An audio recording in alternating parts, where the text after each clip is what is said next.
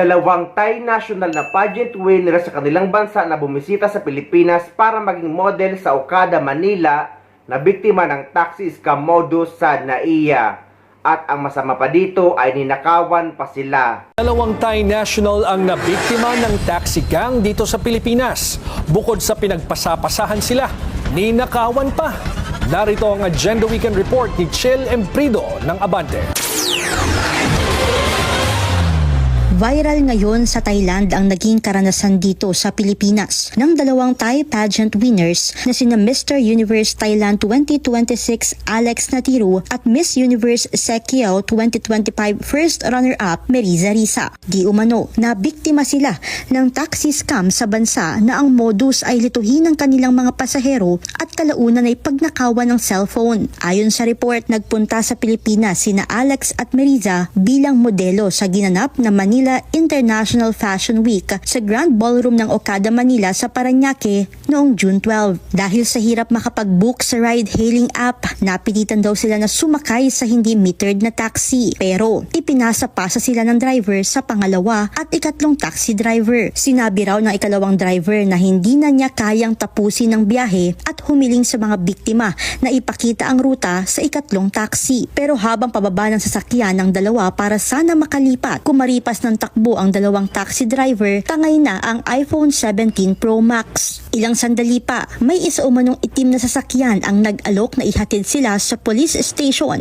Pero dahil sa nawalan na ito ng tiwala, agad na umano silang tumakbo at umiwas sa sasakyan. Bagaman hindi na itinuloy ng mga pageant winners ang kaso, patuloy naman ang follow-up at manhunt operations ng pulisya sa mga sospek. Nagpaalala naman ang dalawang biktima na mag-ingat at huwag ipagkatiwala ang mga gamit, lalo na ang cellphone sa mga driver at sumakay lamang sa legit na ride-hailing app. Wala na talaga akong masasabi sa bansa natin dahil paano natin mapapadami ang turista sa ating bansa na kung sa airport pa lang ay trauma na ang mararanasan ng mga dayuhan at kahit na kapwa natin kababayan ay ganito rin ang karanasan. Na isang kababayan natin galit sa NAIA Terminal 1 na may domestic flight at lilipat sa NAIA Terminal 2 sumakay sa taxi at napag-usapan nila na 300 pesos lang ang babayaran. Ngunit nang tumatakbo ng sasakyan, ay sinisingla siya ng 1,800 pesos. At meron pang kasamang isang lalaki ang taxi driver sa loob ng taxi. Tulong kami sir kasi po, porsentuhan na kami. Oo nga, dito na ako babain mo. Magbabayad ako. Wag, babaan mo ako dito. Kasi hindi mo na ng bayad sir.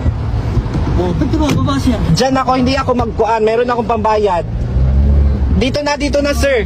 Sinungaling ka. Wait lang sir. Sinungaling ka, huwag kang sumigaw sir ha. Wait lang sir, dito na.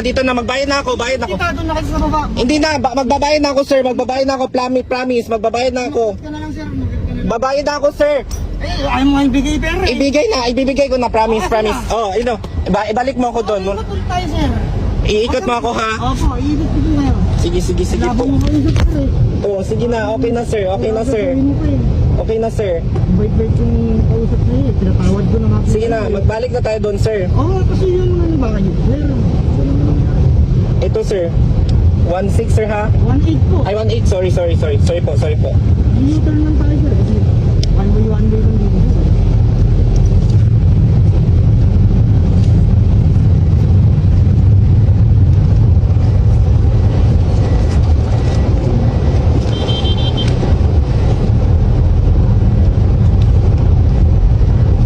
Meron naman akong pambayad sir. Oo ko nga, ba't kailangan niyo pang pera? Parang gusto ko tumakas eh.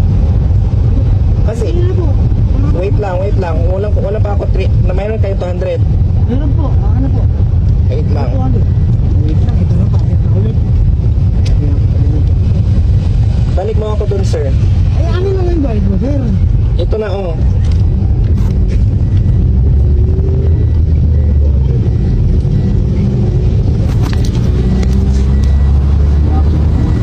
Yung 200 sir.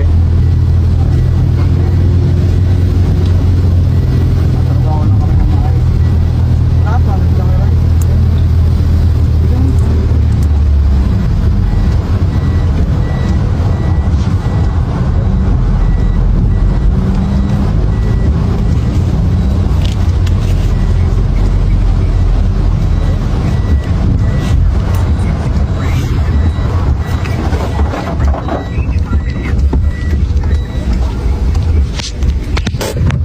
gamit mo sir, di ba? Oo.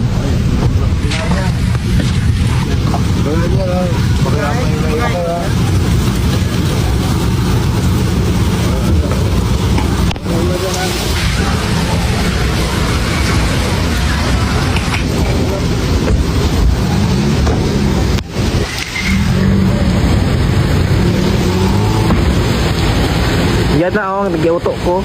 Diesel. Kaya ako guys, kapag umuwi ako sa Pilipinas ay lagi ako nagpapasundo dahil kung aasa ka sa mga taxi sa NAIA ay worst talaga at pwede ka pa nilang mabiktima.